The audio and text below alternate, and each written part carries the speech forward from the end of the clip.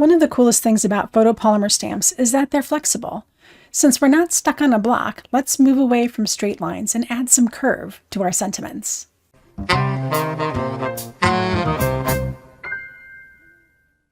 Every technique video is narrated live while I'm doing the technique, so you're getting a real-time view of how the whole process works.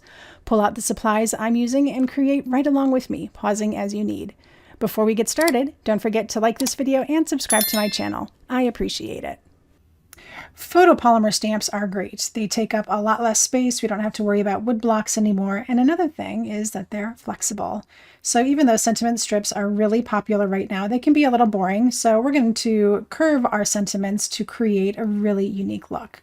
You just need some circles or oval infinities in order to create some templates. And of course, your stamps, dies, and ink. Just like anything, a little planning goes a long way. So I have a flower stamp here and I have a sentiment that goes along with it. And I've got my piece of cardstock in my MISTI.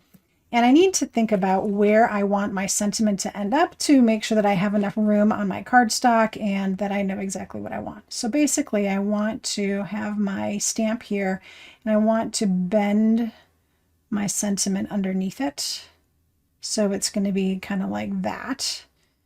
And I need to make sure that I have enough room. So the first thing I'll do here is stamp my floral image off to the left. So I've got plenty of room on the right to go ahead and add in my sentiment. So we're just going to ink this up real quick and get it on our cardstock. And make sure that we've got a really nice impression. And then we'll be able to go from there. All right, so there we go. Beautiful impression. And I'm going to get my sentiment in here. Now, you can struggle with this and try to get it in place over here, just kind of push it up against here and get it to fit like so and say, oh, that's good enough. Or you can just keep messing with it. Or you can use your dies to help you out with this process.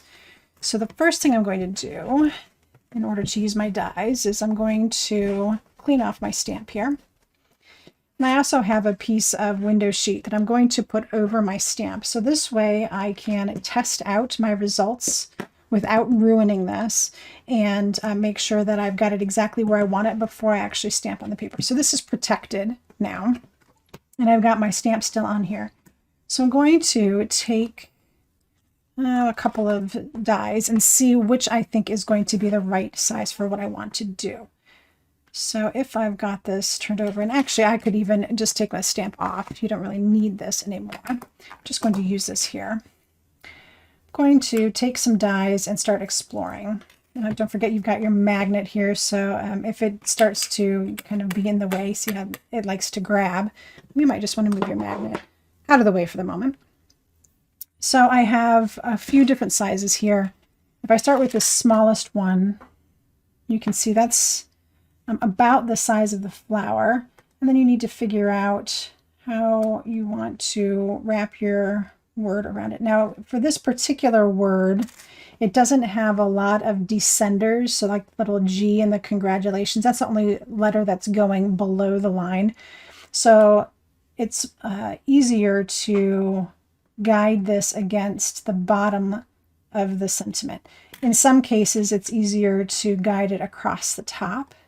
But there's a lot of ascenders. So there's like the top of the T and the L and the T, and there's an I for the little dot on the I. So it's going to be more difficult to get this to work properly. So I'm going to work from the bottom, which means that I might want to bring in a larger circle so that my sentiment doesn't end up bumping into my image. So this looks like it's going to be about the right distance away if I use this particular circle. So what I'm going to do is put it there and grab some temporary tape, masking tape, whatever kind of tape you want, whatever you've got handy. I'm going to tape it onto the lid of my MISTI. All right, so it doesn't matter how it's taped on because we're not going to put anything on here. We're going to open our lid and work from here. So now I'm just going to take my stamp and align it along the edge here. Just let me zoom in a little bit so you can really see what's going on. So here is our image, and we know that we want it to be like so. So I want the C to start here and go up this way. So I'm going to open up my lid. The C is going to start here and go up this way because it needs to go on backwards, right? So I'm going to put my C in place. And sometimes you need to get right over this. And then I can use that die to help keep everything right in place. You see how I use the edge of the die there to make sure that everything stays nice and curved, and that's a beautiful curve right there. Press it down. So see how that looks? Isn't that great? And then I'll be able to stamp this. So let's put that in place. I still have my plastic here. I'm going to stamp my image onto that plastic and see what I think. And that looks pretty good. Now what it might be is too far away. So look, I can wipe off my plastic. And then I can readjust where everything is located. So we can clean that off. I liked where it was. It just needs to come up a little bit. So I'm going to move my entire circle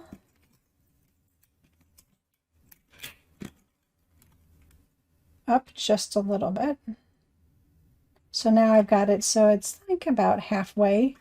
You see how I just kind of split the difference there? And we're going to try it here. So again, I'm going to tack that down. And I just need to adjust my stamp. Again, just following around that ring. And then we're going to test it out.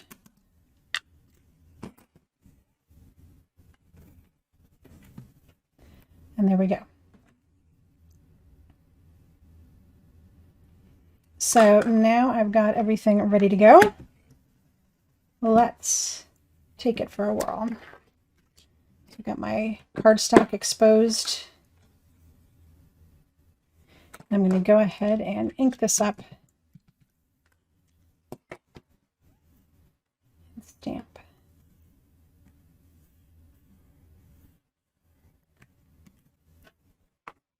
And there we go. I've got a gorgeous curved sentiment, and I just needed to use my dies to create the perfect template. This will work every time.